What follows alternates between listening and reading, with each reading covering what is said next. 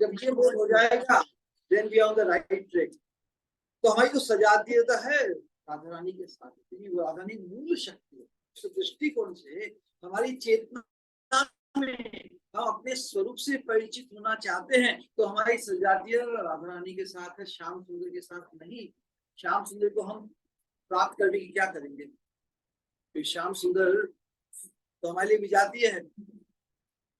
तो श्याम सुंदर की जो उपासना है वो राधा रानी के संग में ही शोभा देती है। इसलिए हमारा मुख्य परिचय राधा रानी की संगिनी के रूप में है।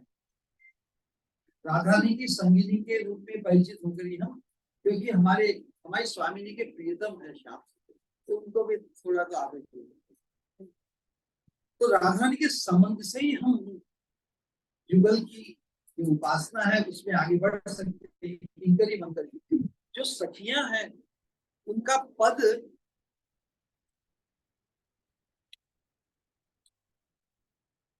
राधा रानी के सम है, तो उनका श्याम सुंदर के साथ भी विलास घटित होता है। लेकिन जो राधा रानी की सेविकाएं हैं वो तो राधा रानी के चरणों की सेवा की ही रूप है।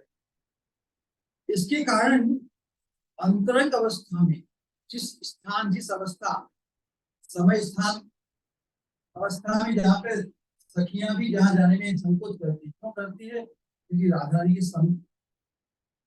को संकोच होगा।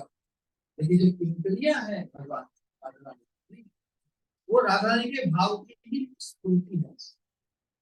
इसलिए अंतरंग स्थान को जब विलास के उपरांत जब समय स्थान मुझे सेवा की आवश्यकता होती है, वहां मंदिरों का ही प्रवेश है। सखियां भी ललिता विशाखा सखियां भी मंदिरों में वहां पे तुम्हारा अधिकार है। तो सेवा सौभाग्य की दृष्टि से सखियों की अपेक्षा मंदिरों का सौभाग्य, तो चैतन्य महाप्रभु ने अपने अंतरंग भाव की लीला में गंभीरा में जगन्नाथ को देते हैं अपने आप को, जो मंजरियों का सौभाग्य सेवा सौभाग्य वो सखियों की आज्ञा में रहकर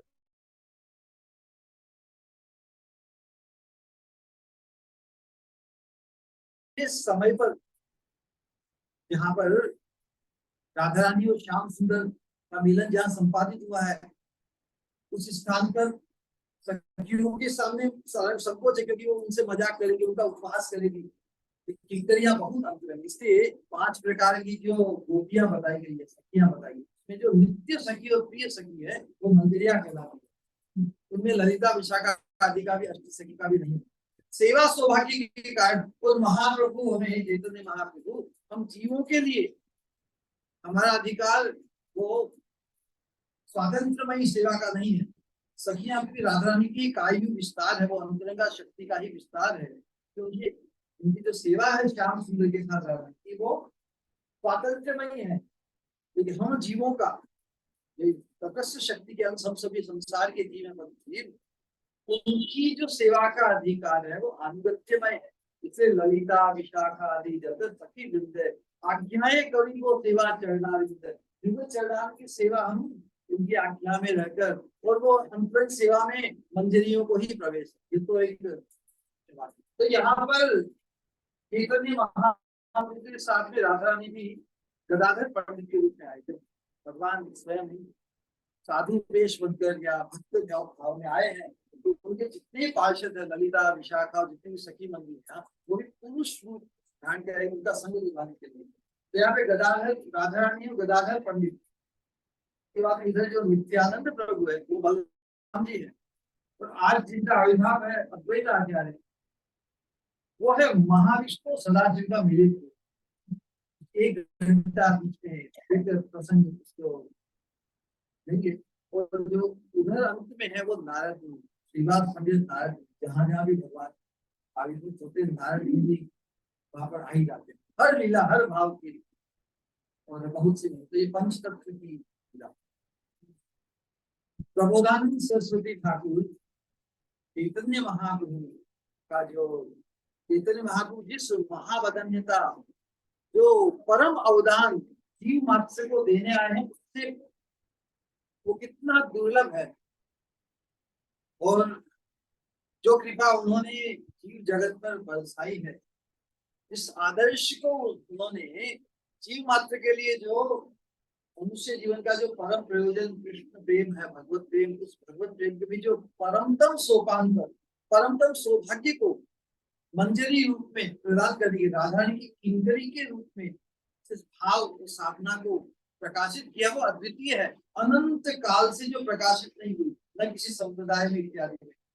उच्च संप्रदाय में जहाँ राधा कृष्ण के पास है वह सखी भाव तक का विचार है, लेकिन मंजरी भाव का जो सभी जीव जगत को जो प्रकाशित किया, अनर्पित चरीम चिरात करुणयावतीर्ण कलौ समर्पयितुं उन्नत उज्ज्वल रसां स्वभक्ति प्रियम् हरि पुरट सुंदर इति कदम्ब संदीपित है, सदा हृदय कंदरे स्फुरतु है सचिनंदन है। तो आज चैतन्य महाप्रभु के जो मुख्य पार्षद है, उनमें आज उनका आविर्भाव है, तो उसे हम विशेष चैतन्य महाप्रभु का जो आह्वान किया इस संसार में, पृथ्वी पर, उसमें भी ये मुख्य इनकी प्रबल प्रार्थना, जीव जगत की, कलयुगी जीवों की दुर्दशा को देखकर जब ये ध्यान में गए तो उन्होंने देखा, योग माया ने कहा कि ठाकुर भगवान स्वयं भगवान आकर ही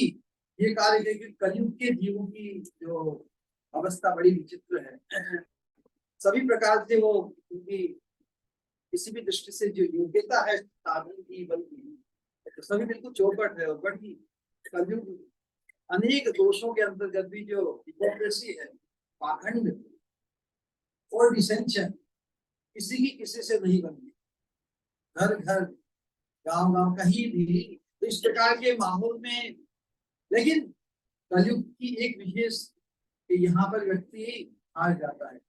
व्यक्ति जब परिस्थिति विचित्र बनती है तब हैंड्स अप कर देता है ना।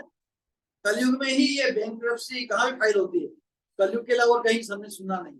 तो कलयुग में व्यक्ति होता है कि मैं हरे को हरिनाम कर देता था, उस अवस्था में भगवान जिस कृपा को जिस रूप में देना चाहे उसको ग्रहण करने के लिए तैयार हो जाता है। दूसरे युगों में भगवान ने यदि कृपा देनी भी चाही तो लोग क्या सोचते, हाँ जी इसके लिए क्या करना है हमें, हम कितना जप करें, कितना तप करें, कितनी साधना करें। भगवान विचार करें, भाई मैं जो तुम्हें देना चाहता हूँ कृष्ण प्रेम का परम सौभाग्य, और उसको तुम कीमत कर रहे हो, तुम कीमत करना चाहते हो, तुम मानते हो कि तुम्हारे पास इतनी योग्यता है और यही तुम्हारी अयोग्यता बन गई। तो कलयुग को ही भगवान ने क्यों चुना? तो कलयुग में व्यक्ति परिस्थिति बस कभी कभी सोचता कि मेरा को मैं हार गया, हारे को हरिनाम, तो भगवान का जो आश्रय है, जिस कृपा को भगवान देने आए उसे वो शरणागति के भाव से, दूसरे युगों में शरणागति संभव नहीं हो पाई, सत्य युग हो द्वापर थे, क्योंकि सभी साधना का बल इतना प्रबल था, इतना संकल्प, मन की इंद्रियों का संयम, प्राण का संयम, योग साधना की शक्ति इतनी प्रबल थी। तो हिरण्यकशिप हो चाहे रावण हो चाहे सुतपाल कृष्णगर्भ हो, सभी ने ठीक है आपको जो इच्छा चाहिए इसके लिए क्या करना है, इतना तप करो, इतना करो। कलयुग के जीवन की स्थिति बड़ी विचित्र है, बैंकरप्ट है। तो इसीलिए भगवान की जो महावदंतित्व का अर्थ क्या, तात्पर्य क्या, कि जो परमतम कृपा जो आज तक अनंत काल से किसी को नहीं दी गई, वो हाईएस्ट कृपा निम्नतम जीवों, निम्नतम अवस्था में धसे हुए जीवों के लिए उपलब्ध कराई। तो चैतन्य महाप्रभु जो प्रदान करने आए हैं उसको एक दृष्टि से प्रभुदानंद सरस्वती ठाकुर के अपि अगण्य महापुण्य अनन्य शरणम हरे अनुपासम श्री चैतन्यम अधन्यम मनते मति।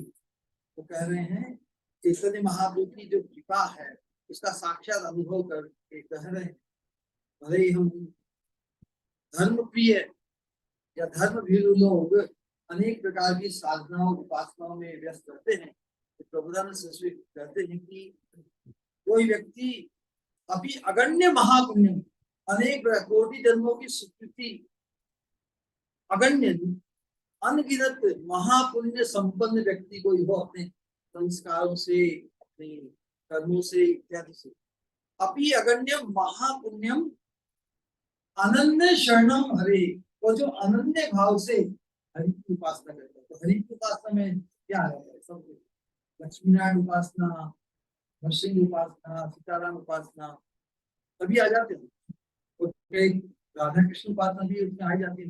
हरि में तो सबका ही समावेश है। ये ध्यान ध्यान से सुनाई सिद्धांत है। अपि अगण्यम महापुण्यम अनन्य शरण हरे अनुपासम चैतन्यम अधन्यम मनते मति। लेकिन फिर भी जो महाप्रभु जो देने आए हैं, महाप्रभु की उपासना जो कलयुग के उपास्य है, क्योंकि राधा राधा कृष्ण मिलित विग्रह है ना। महाप्रभु श्री चैतन्य राधा कृष्ण नहीं अन्य। राधा कृष्ण जो वृंदावन की जो लीलाओं में जो अलग अलग प्रकाशित हुए अनेक प्रेम लीलाओं को उजागर किया,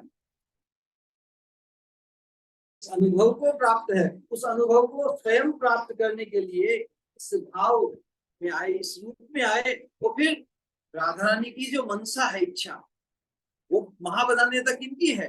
राधा रानी की है।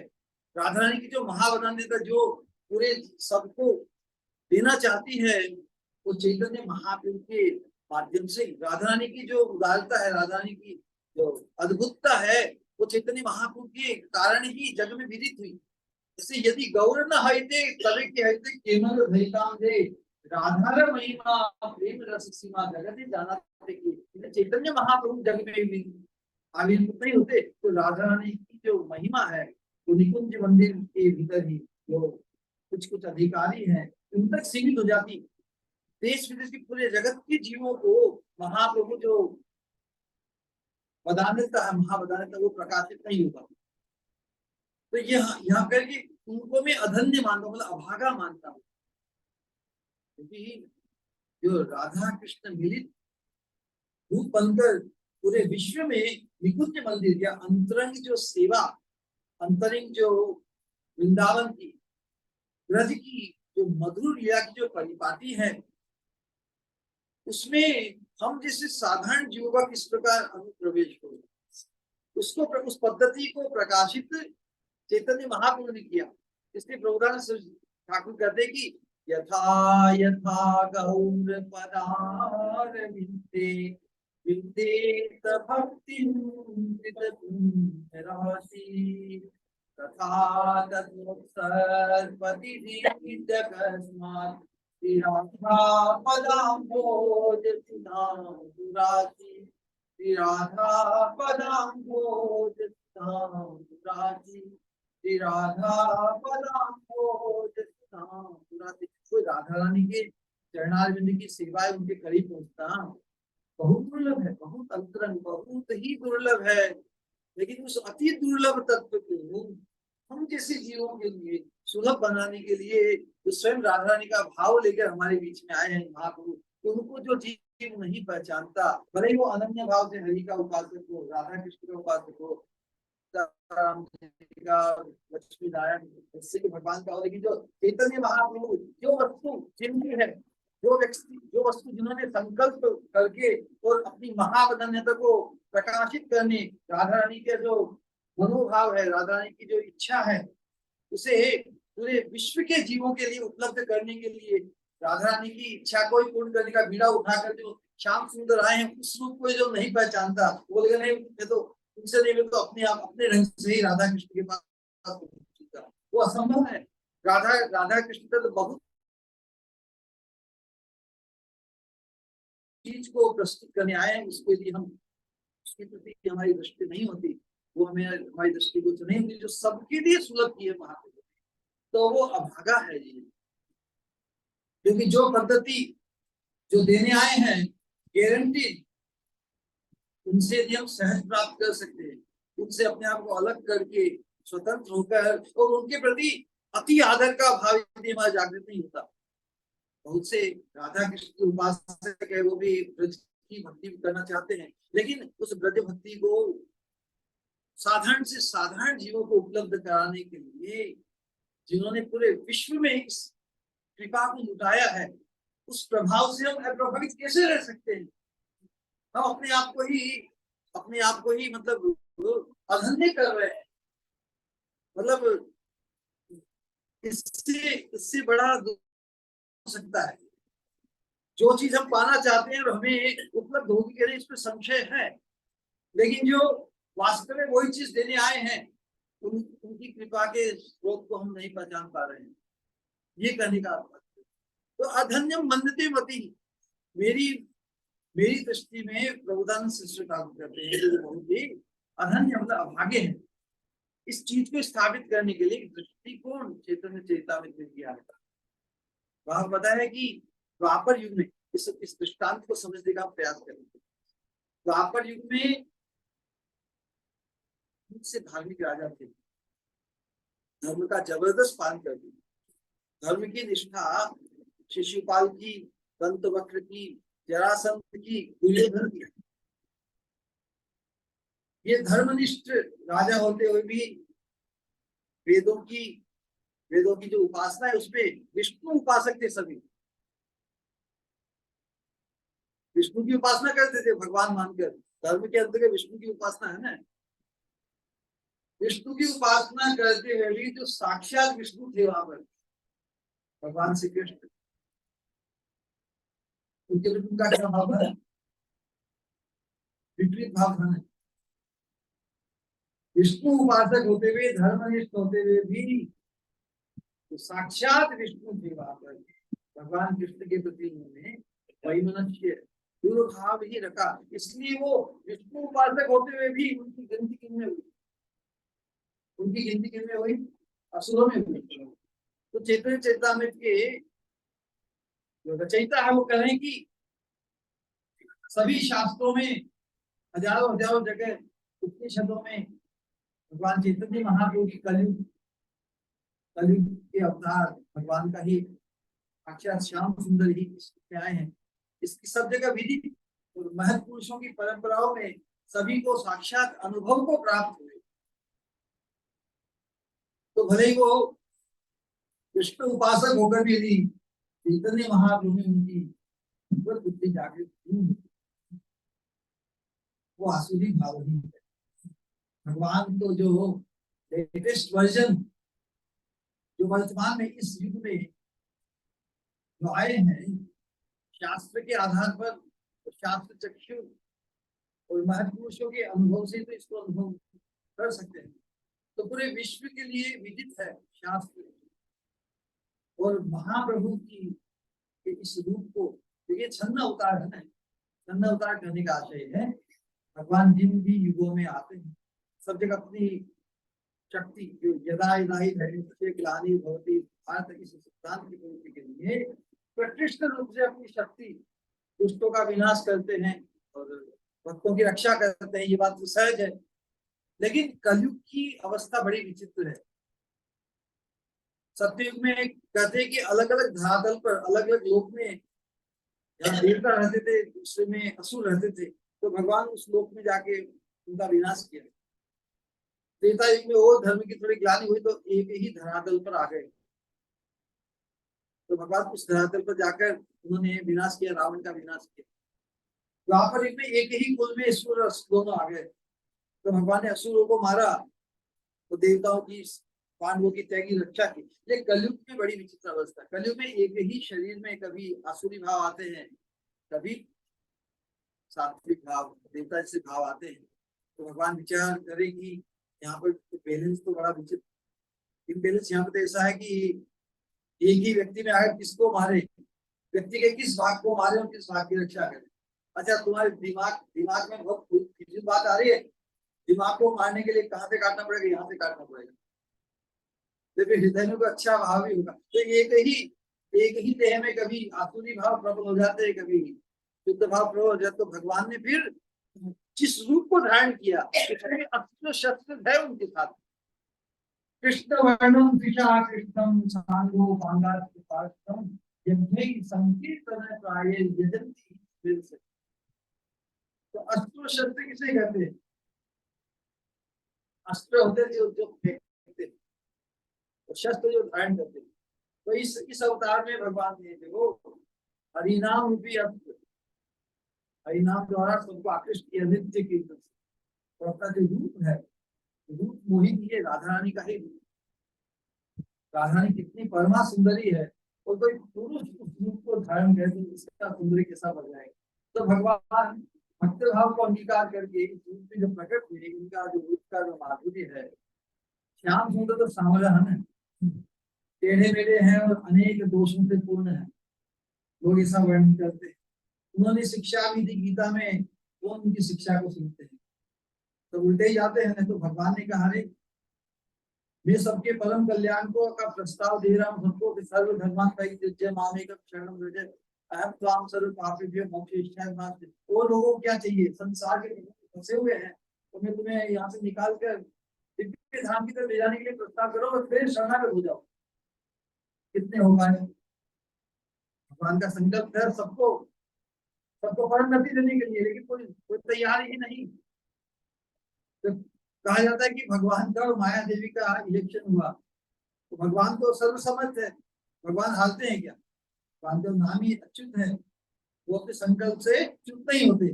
तो श्याम सुंदर रूप में, कृष्ण रूप में आकर उन्होंने पूरा प्रस्ताव दिया, गीता के द्वारा इतना बड़ा बड़ा प्रचार भी किया, तो खुद ही किया अपना। तो सोचा कि बस पूरे जी मेल करा देंगे, इलेक्शन हुआ, भगवान हार गए, माया देवी जीत। तो भगवान का अच्छा ये बात है, वन मोर शो, एक बार ट्राई को बोला, एक बार कुछ भूल हो गई, अब भूल तो भगवान से नहीं होती, ये भगवान की लीला के अंतर्गत एक साथ अनेक कार्य होते हैं। तो लीला क्रम बताया जा रहा है कि भगवान से भी देखो एक बार में तो काम नहीं करा रहे हैं, भगवान तो अनंत काल से कार्य कर रहे हैं जीवों के उद्धार के लिए।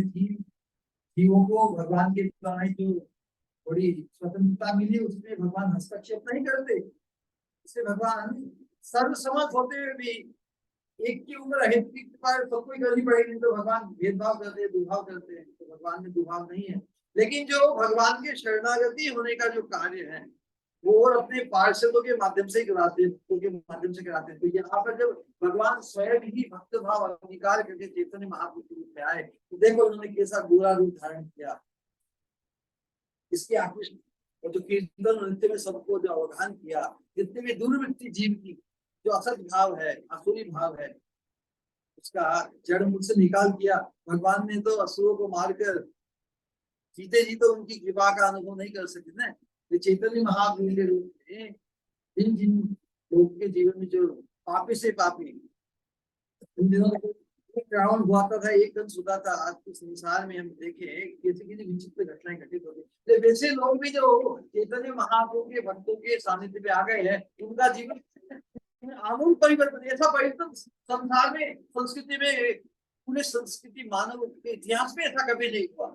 तो चैतन्य महाप्रभु के शिक्षा के आश्रम में जो आ गए हैं, उनके जीवन में दूसरी जातियों में, दूसरे देशों में, क्योंकि ये जो कृपा है, इसको नृत्य करना नहीं अच्छा लगता। कोई अच्छा नर्तक व्यक्ति इतना सुंदर नृत्य करे गोपी भाव में, राधा रानी के भाव में, और जो नाम संकीर्तन है, इसे अच्छा श्रवण नहीं। हरे कृष्णा हरे कृष्णा कृष्णा कृष्णा हरे राम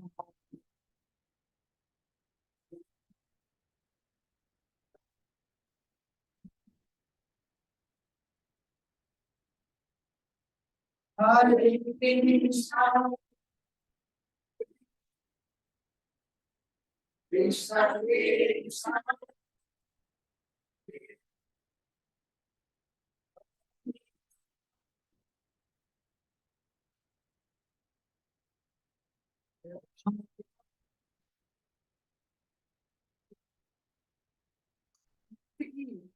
भंगिमा से, अपने मुखार विद की हंसी से, अपने चितवन की चापल्य से उन्होंने सबको मोहित किया। उस मार्ग में जो संलग्न हुए, वो सबको बस मोहित करते करते ही जो जीव की अनंत जन्मों की जो दुर्वासना, असत संस्कार जो हमें बांध के रखे, जहां कर भी हम उसे छूट नहीं पाते, लेकिन महाप्रभु की जो कृपा का प्रवाह है, वो हमें वो देना चाहते हैं जो सहज, जो उन्होंने स्वयं अनुभव किया राधा रानी के भाव के माध्यम से। अपने ही माधुर्य की अथाहता का जो अनुभव किया, इस प्रकार जीव भी उसी स्तर पर भगवान के माधुर्य का आस्वादन करने में सक्षम हो जाए। और वो केवल संभव है राधा रानी के चरणाश्रित होने से, राधा रानी के अनुग्रह बनने से, उनकी अचिंत्य कृपा से।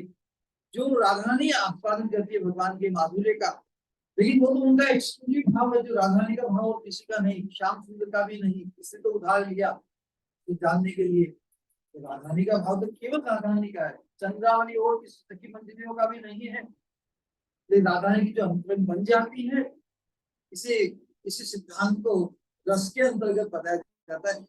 किसी व्यक्ति को कोई अति दुर्लभ अति श्रेष्ठ वस्तु प्राप्त हो, भाई जी आपके पास ऐसी निधि है जिसे आप ही जानते हैं और कोई नहीं जानता, तो उसकी हमारे लिए क्या वैल्यू। आपके पास आपकी तिजोरी में ऐसा धन है हृदय में जिसको आपके अलावा कोई नहीं जानता, तो उसकी वैल्यू हमारे लिए क्या, किसी के लिए क्या। तो राधा रानी उस अद्भुत वस्तु से परिचित कराना चाहती है हम सबको। खुद अपना प्रचार करेगी क्या, रहीमन हीरा कब कहे लाख टका में मोल। तो राधा रानी तो वो विचार करेगी कि जो अनुभव मुझे प्राप्त, जो सुख मुझे प्राप्त है, मेरे श्याम भी उसके प्रति आकृष्ट लालायित है, लेकिन मेरे भाव को पाने में पीड़ा भी बहुत है।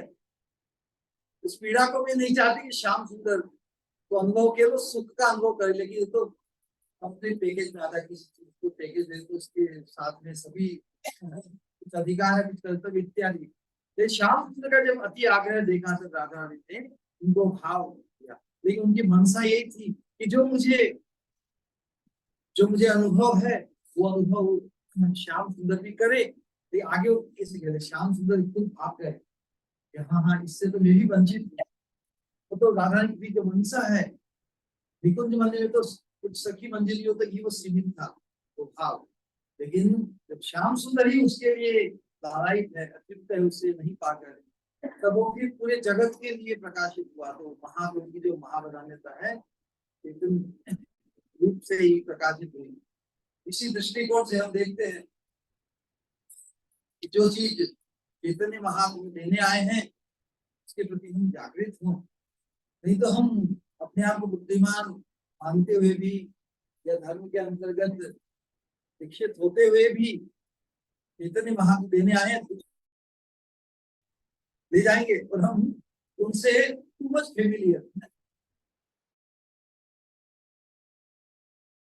हाँ हम जानते हैं, राधा कृष्ण की उपासना को जानते हैं, ललिता विशाखा इत्यादि को जानते हैं, लेकिन चैतन्य महाप्रभु का संबंध यदि हमने प्राप्त नहीं किया तो हम वंचित रह जाएंगे। ये प्रभुदान में संस्कृत करते कि वंचितोपि वंचितोपि वंचितोपि न संशय है, विक्रम गौर रसे मग्नम स्पर्शोपि मम न अभवत। पूरा विश्व तो गौर रस में डूब गया और मैं ही वंचित रह गया, मैं ही वंचित रह गया, मैं ही वंचित रह गया। तो महाप्रभु का जो अति उत्कृष्ट प्रभाव है जो पूरे विश्व में फैल रहा है, और मैं महाप्रभु की देश का होते हुए उस चीज से वंचित अपने आप को कर रहा हूँ in the name of familiarity. वो तो वैसी बात हुई कि गंगा तट पर रहते हुए भी पवित्र होने के लिए और कहीं स्नान करने जाए। ऐसा हो सकता है, कभी कभी होता है ना, गंगा तट पर रहने वाले लोग भी तीर्थ यात्रा के जाते हैं कि नहीं, तो क्या करते हैं, गंगा तट पर रहने से ही सब तीर्थ आ गए उसमें, फिर भी गंगम हित्वा यथान्यम तब तक तो याद ही शुद्ध है। सन्निकर्षो ही मर्त्या नाम अनादरण का भागवत में भगवान नारद मुनि ये बात कहते हैं कि ये कैसी विचित्र बात है कि भगवान जिनके पुत्र बने हुए हैं वो वासुदेव जी प्रश्न पूछे कि हे संतो महापुरुषों हमारे कल्याण का मार्ग बताओ। तो नारद मुनि को देखो भगवान ही जिनके पुत्र रूप में बने हुए हैं वो व्यक्ति हमसे प्रश्न पूछ रहे हैं कि हमारे कल्याण का मार्ग बताओ। तो ऐसी बात हुई, इतना परिचित हो गए, इतने क्लोज हो गए भगवान के, तो भगवान के तत्व का भी जैसे बोध नहीं, जैसे वासुदेव जी को वो अबोध नहीं है, लेकिन एक कहने के लिए कल्याण क्यों करने लगे। लेकिन बाकी सब गृहस्थी बाकी सबके लिए प्रश्न पूछा कि हमारे कल्याण का बोले ही भगवान स्वयं जो परम गति है सब वही उनके पुत्र रूप में विराजमान है, फिर भी आदर सत्कार वैदिक आदर्श संत महापुरुषों से कुछ अपने कल्याण की जिज्ञासा करना है, शिष्टाचार है। उस दृष्टिकोण से नारद मुनि बताया कि सन्निकर्षो ही मर्त्यानाम अनादरण काट। कोई जो भक्त जीवन की अवस्था है कि कोई महापुरुष का संग करके भी उससे फेमिलियर हो जाता है कि हम जानते हैं। जानना मतलब कि उसके उनके दोष ही देखेंगे। महापुरुष या भगवान का भी संग यदि व्यक्ति राइट कुछ नहीं कहे, शिशुपाल जैसे लोग भगवान को साक्षात देखे भी उन्हें दोष नहीं देखे ना, नहीं देखे। तो तुम फेमिलियर हो जाना, यदि प्रीति जब तक नहीं हो जाती तब तक सावधान होकर डेडिकेटेड रहना चाहिए। जब किसी में प्रीति हो जाए फिर तो दोष भी गुण ही दिखेंगे। प्रीति के पहले संभव है कि वो दोष बुद्धि, दोष दृष्टि है ना, दृष्टि में दोष बुद्धि में द्वेष हो सकता है। तो इसलिए गंगा मित्र तब तक तो यहाँ पे शुद्ध है। गंगा तट को पाकर भी व्यक्ति यदि वो उनसे दूर जाए, गंगा से पवित्र होने के लिए वो कहीं स्नान करने जाए, किसी विडंबना की बात है। तो उसी दृष्टिकोण से आज इस स्पेशल इस दिवस पर चैतन्य महाप्रभु की धारा पूरे विश्व में गांव-गांव में घर चल रही है। इससे हम अपने आप को अछूता नहीं रखे, सबसे बड़ा विकसित है नहीं क्या ये, या उससे अछूता मतलब हम कोई निकृष्ट वस्तु है क्या उससे हम अछूता नहीं। ये तो परमतम सौभाग्य है, परमतम कृपा की धारा हमारे घर घर तक आ रही है। उससे हम अछूते नहीं रहे, उससे हम परिचित, उससे दूरी नहीं करे। क्योंकि इससे बड़ा दुर्भाग्य, इससे बड़ा वंचित, इससे बड़ा वंचित। बोली हरे कृष्णा हरे हरे राम हरे राम। कहने को तो अच्छा है, लेकिन समय की मर्यादा रखते हुए किसी का कोई प्रश्न या जिज्ञासा हो, एक या दो प्रश्न ले सकते हैं। किसी प्रकार का भी प्रश्न हो, साधक के दृष्टिकोण से, संप्रदाय के दृष्टिकोण से, किसी भी दृष्टिकोण से, इसमें क्योंकि महाप्रभु तो हम सबके है ना। 500 साल हो गए ज्यादा हुई चैतन्य महाप्रभु। हाँ 1486 तो 500 इस प्रकार कृष्ण भगवान ब्रज में हुए, वो नवदीप में हुए। तो नवदीप गुप्त वृंदावन, क्योंकि जब भगवान भक्त भाव में आए तो उन्होंने नहीं किया, कहा कि भगवान या किसी की मारकाट किया। उन्हें तो संकीर्तन के बाद जीव मात्र का जो भी उनके संकीर्तन के प्रवाह में आए सभी का उद्धार हो गया, सभी भगवान के प्रेमी। 1486 वृंदावन में क्या क्या लीला होगी? चैतन्य महाप्रभु की लीला नवदीप में, जगन्नाथपुरी में, वृंदावन भी कुछ समय आए। तो भक्त भाव को अंगीकार करके आए। ये भक्त को किस प्रकार आदर्श से भगवान की भक्ति में आगे बढ़ना चाहिए, उन्हें आदर्श में साधु का जीवन। कभी कभी तो राधा रानी के भाव में, कभी तो श्याम सुंदर के भाव में होते हैं। इसलिए चैतन्य महाप्रभु हमारे लिए अनुकरणीय नहीं है। उनकी जो शिक्षा है उसका बात कर रहे हैं। चैतन्य भाव कभी कभी मंजरी भाव में, कभी राधा रानी के भाव में, कभी कृष्ण के भाव में, तो हम नकल करने लग जाएंगे। हमारा जो अनुगत्य धर्म है, हमारे लिए जो आदर्श अधिकार है वो मंजरी किंकरी होकर ही। हम अपने आप को क्या माने? आप कौन है? राधा रानी के। आप श्री जी का हिंदी लगाई है ना, तो आप अपने आप को, आपको रात को 2 बजे उठ के राधा जी का ही है। आप राधा जी के साथ आपका क्या संबंध है? भगवान का संबंध, राधा कृष्ण एक ही है, एक है, 2 रूप है। आप कौन है? अपना परिचय दीजिए। ये परिचय देने के लिए तो महाप्रभु आए हैं। अनर्पित चरीम चिरात करुणयावतीर्ण कलौ समर्पयितुम् उन्नत उज्ज्वल रसा स्वभक्तिं श्रियम् हरि पुरट सुंदर कृति कदम्ब संदीपितः सदा हृदय कंदरे स्फुरतु है नंदन है।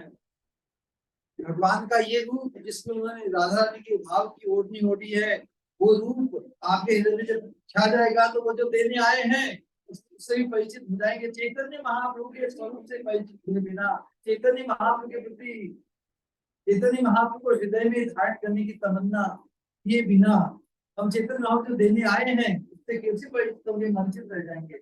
सबसे पहले कोई व्यक्ति कोई चीज देने आया है तो क्रेडेंशियल को चेक करेंगे ना, कौन है। तो चैतन्य महाप्रभु कौन है, इससे परिचित हुए बिना हम जो देने आए उसका आदर नहीं कर पाएंगे ना।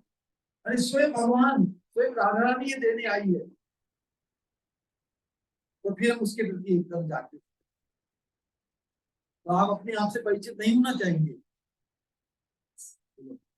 राधा रानी की आप सेवा करना चाहते हैं, किस शरीर से करेंगे, किस शरीर से करेंगे राधा रानी? अंतर मन से। मन तो यहाँ का संसारी है। राधा रानी की सेवा कौन करते हैं? सखी मंजरिया ही करते हैं। और हमारा अधिकार भी है। शिवेर स्वरूप है कृष्ण नित्य दास, हम राधा कृष्ण के नित्य दास हैं, लेकिन हम दासी नहीं हो पाए। जीव का स्वरूप शाश्वत भगवान का दास ही है ना, या दासी है, सखा है या सखी है। तो यदि हमें निकुंज मंदिर की सेवा, ब्रज की अंतरंग सेवा राधा कृष्ण की प्राप्त करते हैं, इससे हमारा अधिकार मंजरी रूप से,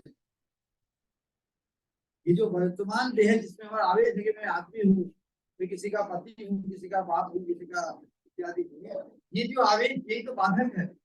लेकिन ये शरीर है जो भी रूप मिला है, ये साधक शरीर है। इस साधक शरीर में हम जिस रूप को प्राप्त करके, जिस रूप से हम राधा कृष्ण की सेवा उपलब्ध कर सकते हैं, उसकी चिंता करनी होगी ना। कुत्ता बिल्ली उसकी चिंता नहीं कर सकती, तो उनका जो स्वभाव कुत्ता और बिल्ली पना से जुड़ा हुआ है।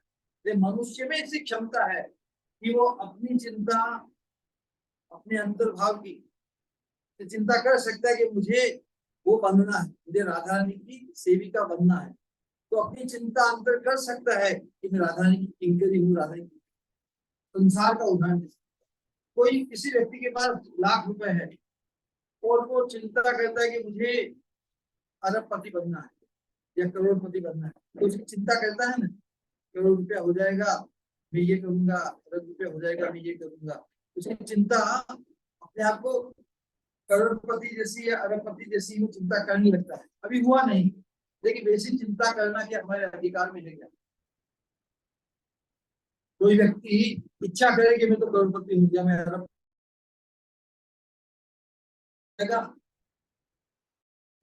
नहीं नहीं, ये उसके अधिकार के अंतर्गत नहीं है वो इच्छा।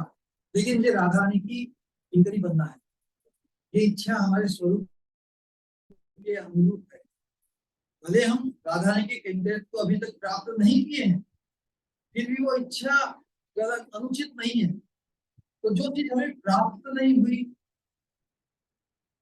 जो चीज हमें प्राप्त नहीं हुई, उसके पहले ही हम अपने आप को मान लेंगे कैसा माना जाएगा। जैसे आपके पास करोड़ रुपए है, लेकिन आपकी इच्छा क्या है? अरबपति होने, और आप अरबपति ही खुद को मानने लगे, तो ये अभिमान या जो अभिमान है, ये कैसा अभिमान कहलाएगा? आपके पास करोड़ रुपए है और आप करोड़ रुपए करोड़पति होने का अभिमान करें, उचित है? आपके पास करोड़ रुपए है और आप करोड़पति होने का यदि अभिमान करें, ये उचित है कि अनुचित है? क्यों अनुचित है? आपके पास करोड़ रुपए है, आप कह रहे हैं करोड़पति हूँ, इसमें अनुचित क्या है? इसमें मिथ्या क्या है? अभिमान नहीं करना चाहिए किसी भी चीज का, वो अलग है। लेकिन आपके करोड़ रुपए हैं और आप कह रहे करोड़पति हूँ, तो इसमें कुछ अनुचित नहीं। लेकिन आपके पास है करोड़ रुपए, लेकिन आपके बोलने का, खड़े रहने का, देखने का नहीं, किसी आप अरबपति हो, तो ये मिथ्या अभिमान कहलाएगा। लेकिन क्यों मिथ्या है? क्योंकि आपके पास अरब रुपए नहीं है और यू आर नॉट श्योर, या आपके अधिकार में नहीं है कि आप अरबपति हो ही जाएंगे। लेकिन मुझे राधा रानी की किंकरी बनना है, मैं राधा रानी की किंकरी ही अपने आप को मानूं, ये अभिमान कैसा है? ये भी मिथ्या है ना कि राधा रानी के कैंकर्य को अभी तक हमने प्राप्त नहीं किया, लेकिन मिथ्या होते हुए भी इसी चिंता ही हमें हमारे स्वरूप के अनुरूप है। ये चिंता मैं राधा रानी की अपने आप किंकरी मानूं, सेविका मानूं, अभी उस पद को, उस गंतव्य को मैंने प्राप्त नहीं किया, फिर भी गंतव्य को लक्ष्य वही करना है कि मैं वहां पर किंकरी हूँ, वहां पर किंकरी हूँ।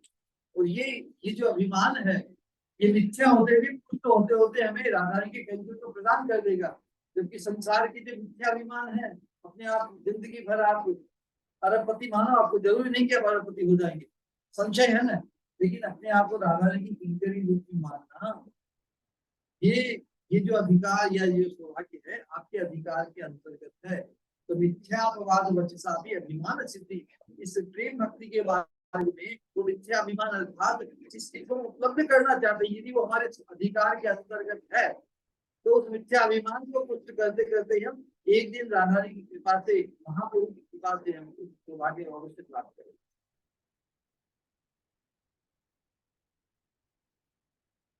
राइट, इसलिए कहने का आशय यही है कि अद्वैत आचार्य प्रभु भी महाप्रभु को इसीलिए आविर्भाव करवाया कि प्रभु कलयुग की जीवों की जो दुर्दशा है उसमें स्वयं भगवान आवे तो ही उनका उद्धार हो सकता है। इसी संकल्प को पूर्ण उन्होंने किया है। आज उनका आविर्भाव दिवस है, तो वो किस प्रकार सदाशिव और महाविष्णु के अवतार है अद्वैत आचार्य, उनके बचपन की एक घटना करके बस समय तो बहुत हो गया है। तो जब भगवान भी भक्त भाव में आए तो ये महाविष्णु और जो सदाशिव का जो मिलित रूप है ये भी भक्त भाव में ही आए। तो प्रख्यात ब्राह्मण महंत थे राजा के राज्य में, तो गांव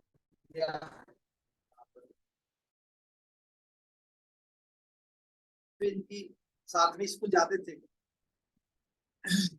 और राजा थे चंडी उपाध्याय, चंडी उपाध्याय। तो ये अद्वैत कमलाकांत था बचपन का, राजकुमार के साथ खेलते हुए एक बार चंडी के मंदिर में पहुंच गए। तो राजकुमार ने तो अपने संस्कार के अनुसार चंडी को प्रणाम किया, काली को, भद्रकाली को। और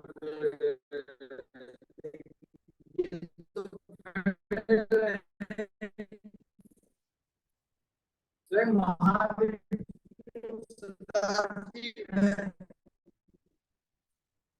तो बताई नहीं मैं प्रणाम कर रहा हूँ, नहीं किया तो जिससे इच्छा आ गई राजकुमार को। सब हंगामा हो गया, क्या हुआ क्या हुआ। राजा सब मंत्री के साथ आए और ये तो राजकुमार को मर गया, तब चिंताग्रस्त हो गई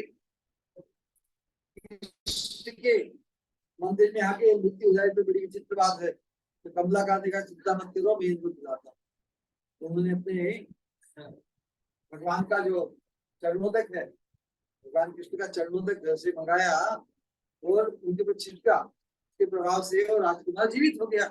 तो ये भाई कोई दिव्य शक्ति को प्राप्त है, छोटा बालक ही था। इस प्रकार दिनचर्या पे एक बार कुछ दिन या कुछ सालों के बाद में दिवाली का दिवस आया। दिवाली के दिन अभी अपने हिंदी के मंदिर में राजा ने बड़ा उत्सव रखा, उसमें राजपुरोहित तो जो सभी गए हैं। तो जो कमलाकांत आए हैं और देख रहे हैं कि सभी तो प्रणाम कर रहे हैं लेकिन ये प्रणाम नहीं कर रहे हैं। तो राजा ने बुलाया, कमलाकांत देखो सब प्रणाम करते हैं, मेरी माँ को कोई प्रणाम नहीं करते, प्रणाम नहीं करते अवज्ञा होगी, इसे प्रेम से समझाया बालक। कमलाकांत ने कहा कि मैं कृष्ण भगवान का उपासक हूँ, उन्हें प्रणाम करने से बाकी सब देवी देवताओं को प्रणाम हो जाता, अलग से प्रणाम करते। ये सिद्धांत तो स्वयं भगवान ही है, हम इसको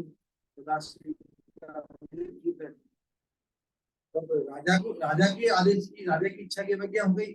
तो राजपुरोहित जो उनके पिता हैं वो बोल रहे कि कमलाकांत बात करते हो, छोटी मुंह बड़ी बात करते हो, चलो प्रणाम करो।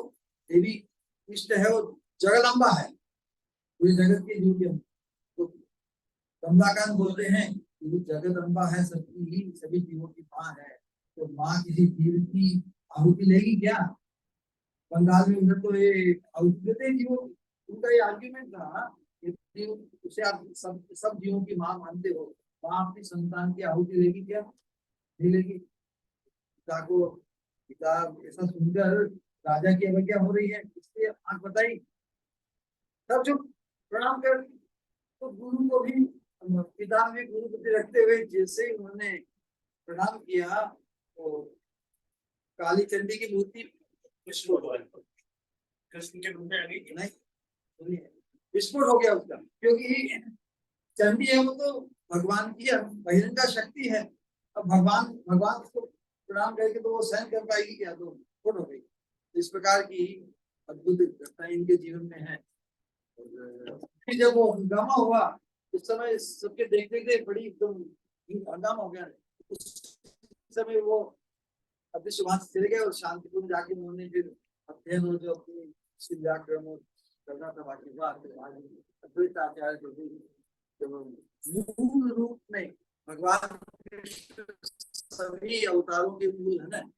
उसी प्रकार चैतन्य महाप्रभु सभी के मूल होने से, जब दूसरे अवतार जो बलराम जी हैं, ये भी भक्त रूप में आए, महाविष्णु भी भक्त रूप में आए, राधा जी पुरुष भाव गदाधर पंडित के रूप में आए, और नारायण तो भक्त है ही। इस प्रकार ये पंचतत्व का जो प्रचार इस कलियुग के लिए हुआ है, तो बुद्धिमान व्यक्ति जो धर्म में श्रद्धा रखते हैं, भगवान से, भगवान का भय रखना चाहिए। लेकिन महाप्रभु तो आए हैं भगवत प्रेमी बनाने के। धर्म के अंतर्गत व्यक्ति भगवान से डरता है कि भाई भगवान की आज्ञा, भगवान का जो शासन है उसको मानो, नहीं तो नरक जाना पड़ेगा, पाप लगेंगे, दुर्गति होगी या कुछ अनर्थ हो सकता है। लेकिन भगवान से भयभीत मत हो, भगवान के नाम कीर्तन का आनंद लो। हरे कृष्णा हरे कृष्णा कृष्णा कृष्णा हरे राम हरे राम, जय गौर हरि प्रेमानंदे। Guru, there's a question online. Okay. It's from Pujamaru. You can please speak. हरे कृष्णा श्री गुरु प्रणाम। बहुत ही सुंदर सत्संग। इस आज जो आपने बताया उसमें से एक छोटा सा प्रश्न था। जैसे आपने कहा कि चैतन्य महाप्रभु को अगर अपन फॉलो नहीं करेंगे और राधा कृष्ण की अगर पूजा करेंगे तो वैकुंठ गति को प्राप्त करेंगे। तो श्री गुरु फिर शरीर छोड़ने के बाद हम वैकुंठ जाएंगे तो वहां तो राधा कृष्ण नहीं रहते, फिर इसको कैसे समझे? हाँ, तो इसीलिए तो चैतन्य महाप्रभु उस कंफ्यूजन को मिटाने आए हैं, क्योंकि जो राधा कृष्ण की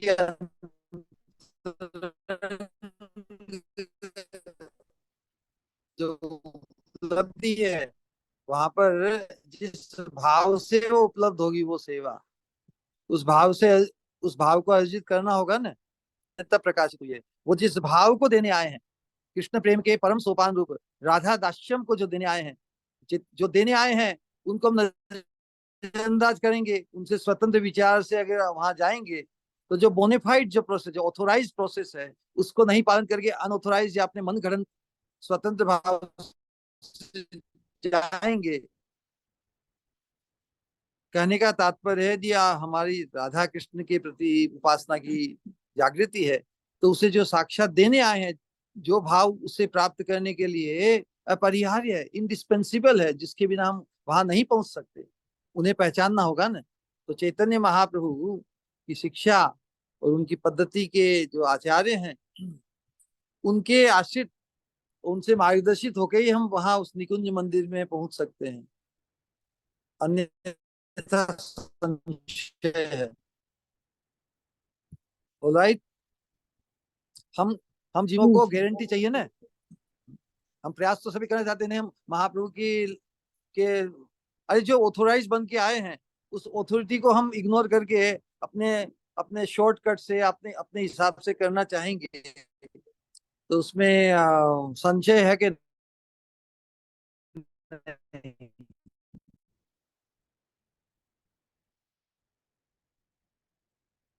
तो महाप्रभु का जो शिक्षा मार्गदर्शन है, उनके आचार्यों के माध्यम से जो हमें ये मिली है, उसमें सभी रहस्य और उसकी निश्चितता, गारंटी हमें मिल जाती है। फिर संशय नहीं रहेगा, जाने बिना हम प्रयास करें, है ना, तो लेकिन जब संशय बना रह सकता है, तो संशय मुक्त होने के लिए जो ऑथोराइज प्रोसेस है उसे पहचानना होगा। ऑलराइट,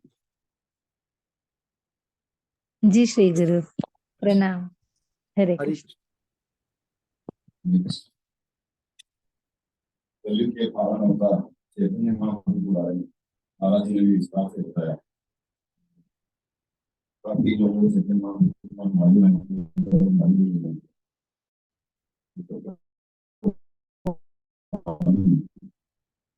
महाराज जी के बाद हरे कृष्ण महामंत्र आभार प्रकट करेंगे।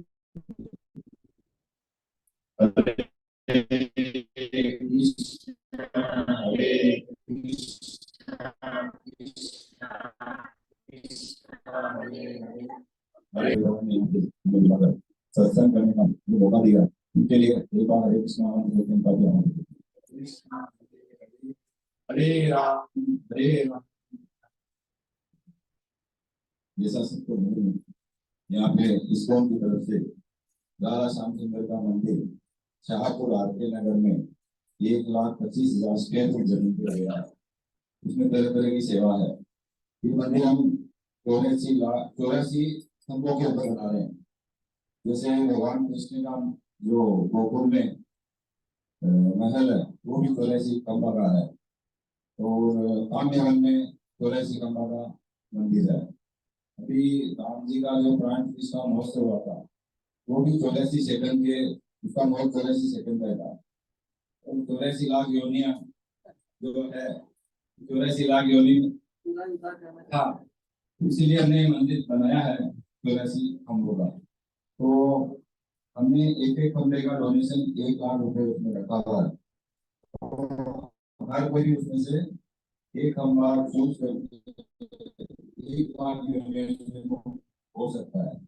उसी प्रकार श्रीमान सत्यनारायण जी रामगोपाल जी सोनी उन्होंने आज एक खंभा 1 लाख रुपए का डोनेशन देने का संकल्प किया है। तो सभी को, तो सभी हरे कृष्ण महामंत्र बोलकर इनका आभार प्रकट करेंगे। इनकी माता जी के नाम से, नाम तो बाद में लगेगा, जब नाम लगेगा उनकी माता जी के नाम से लगेगा। स्वर्गीय सीताबाई भगवान सोनी, उनके नाम से उन्होंने 1 लाख का डोनेशन देने का कर दिया। इनका एक बार आवाज प्रकट करेंगे हरे कृष्ण नाम बोलकर।